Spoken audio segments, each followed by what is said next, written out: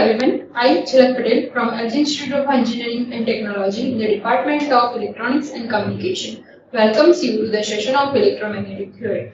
Today we are going to discuss about Unit 2, that is magnetostatics, with the topic H bar due to circular loop. We have already seen some two applications of Bowers-Savart law, that is due to finite length filament and due to infinite length filament. Let's see the third application of H, that is H due to circular loop. Here the assumption is like this. Here again we have taken the cylindrical coordinate system, and with reference to that cylindrical coordinate system we have taken the right hand Cartesian system. Here this you have to consider that circular loop is placed in a xy plane. Here the point where we want, or here the point where we require the field intensity of magnetic field is located at some point, and the circular loop is at r, phi and 0.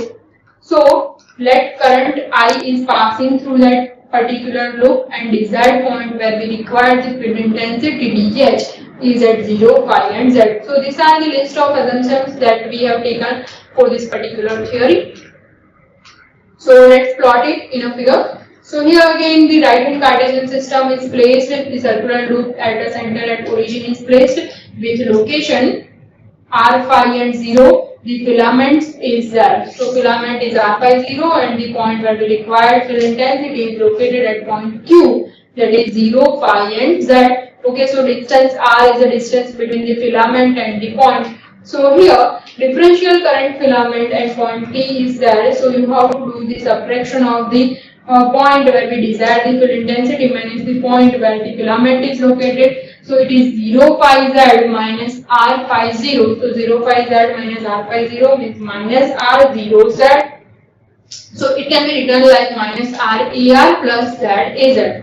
Okay. So now if you want to find out the magnetic field intensity, so for that case you have to first find out the unit vector of distance. Unit vector of distance is vector upon magnitude, that is minus RAR plus ZAZ upon square root of r square plus z square. So it will become differential field intensity will becomes IDL cross AR upon 4 pi r square. So IDL cross AR will becomes R d phi A phi, means DL will becomes R d phi A phi, because our differential length is taken on a circular loop, and loop in that particular circular loop filament is changing with respect to radius of that particular loop and makes some angle. Like if this is a center and it makes an angle in this direction, then it is also possible that it goes in this direction, or means it can form this circle, and in that particular circle at every point radius is same. So that's why the differential length is r d phi A phi, because phi is changing. Okay.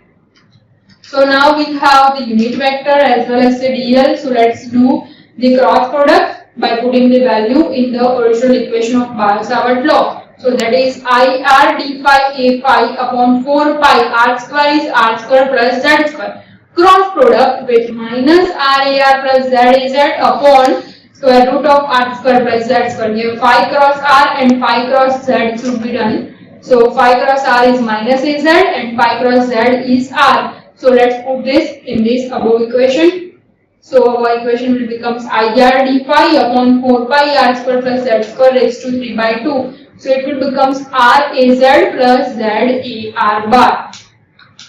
But as we have done in the electric field intensity case, that for the circular loop, if we see divide it in a exact half part like pi by 2 and 3 pi by 2, if we draw some vertical line, then obviously whatever the distribution on the right hand side of the circular half of the circle, the same distribution on the left hand side means other half of the circle. So obviously the horizontal components of the circle can be cancelled out, only the vertical height will remain same. So we have to take only vertical part, that is Z as it is, and ignore the second one. So now we have the equation of differential field intensity like this: IR d phi upon 4 pi r square plus z square raised to 3 by 2 into Z az. So now if you want to find out the magnetic field intensity, you have to take the integration of the term. So it will be like this: I into Z is Z into R upon 4 pi R square plus Z square raised to 3 by 2. Integration is d phi. So with respect to d phi, you have to take the integration. Now this is circle and circle will start from 0 to 2 pi. Okay, maximum limit is 360 degrees. So here you have to take a limit from 0 to 2 pi for d phi. So now the equation will becomes like this: I into Z is Z into R 0 to 2 pi integration. There is no term of pi present, so integration of 1 is pi and limit is 0 to 2 pi. So basically you have to do 2 pi minus 0, that is 2 pi. So that's why we have written this 2 pi upon 4 pi R square plus Z square raised to 3 by 2. So upon 4 pi into R square plus Z square raised to 3 by 2. So the final equation for H bar due to circular loop will become like this. Sorry.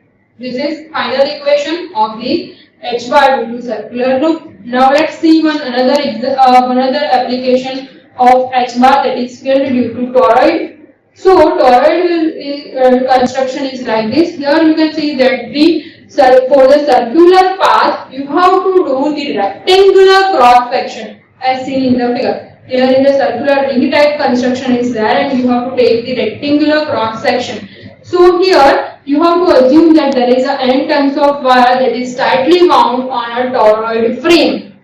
So here current is passing through it. So according to the Ampere circuital law, we will see the Ampere circuital law in the next session, that according to Ampere circuital law, integration of HDL is I. Means the closed loop integration of magnetic field intensity over path dl is equal to the total current I. Okay. So if we use this equation, then the differential length, now again the circle is there, so you have to take the integration from 0 to 2 pi. So 0 to 2 pi h pi into r d pi, because differential length for circle is r d pi as we have done in the previous case. So if we solve this part, it will become 2 pi r into h pi, but that is equal to what? That is equal to our current I. But current will be produced with n number of turns of wire. So that's why total current is n times I, that is Ni. So now let's compare these two equations. Obviously 2 pi r h pi equal to Ni. So we can write that h pi will becomes Ni upon 2 pi r. Okay. And if you want to find out the flux density, then it will be mu into h. Here you need not find this two equation. We will see this concept in the upcoming lectures of magnetic flux density. Okay, so up to this you have to done like h pi equal to Ni upon 2 pi r. Now field due to solenoid. Solenoid, we have seen about the concept of solenoid in the lecture number 1 of unit number 1. In that case, we have seen that field can be solenoidal if the divergence of that particular field is 0. So basically, solenoid is a construction where the L length of wire, and with that L number of wire, the turns are wound like this. Here, the turns of wires is wound tightly on that particular structure, so no magnetic field will be outside of this particular solenoid, and here rectangular contour can be formed with the length of L. So here again, if you use the Ampere circuital law, that integration of HDL is I enclosed means whatever the current enclosed in that particular black color wound, that will be considered in this. So obviously n numbers of wire with length L it is there. So total current is n times and L times I. So that's why here NIL. And on the left hand side, if you see, it is integration of HDL, but total length is L. So it is commonly H into L. LL will be cancelled out. So obviously magnetic field intensity is N into I. Number of turns time current I for the field due to solenoid. Now next is Ampere's law applied to the conducting medium. So for that conducting medium is like this sheet is there with density I. So according to Ampere circuital law, this equation is mathematical form of Ampere circuital law, that integration of HDL over line is equal to total current I. Okay, but as we have seen in the previous lectures, that current density is related to current. because J equal to I upon A, so we can say that I is equal to surface integration J into dx. So we can compare these two equations. By comparing this, you can get the equation value for that. Same way, you can also done the uniform current density by Biot-Savart law. This is current density equation. If you remember the Biot-Savart law lecture, that dH can also be given in terms of the sheet charge density.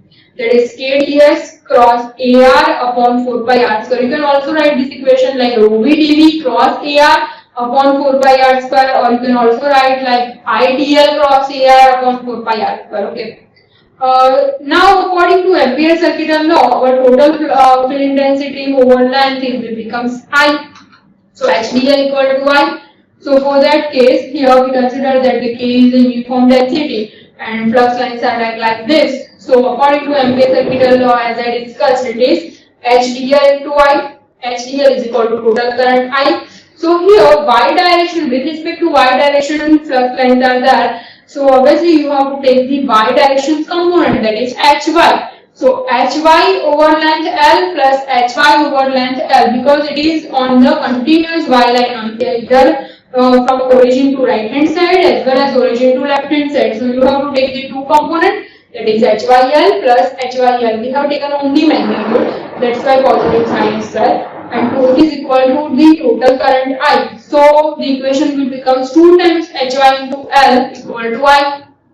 Okay. So 2 times Hy into L means Hy will becomes KL by 2. Here in place of the current we have taken the KL. So K by 2 cross An is our final equation for uniform current density. Okay, this is the equation for Hy. Hy equal to K by 2 cross An. Okay. So this is all about the Biot-Savart's law and applications. In the upcoming lectures, we will see about various examples related to this application. Okay, and then about the magnetic forces. After this, if you have any doubt or queries regarding this session, you can ask me on my email ID. Thank you for watching.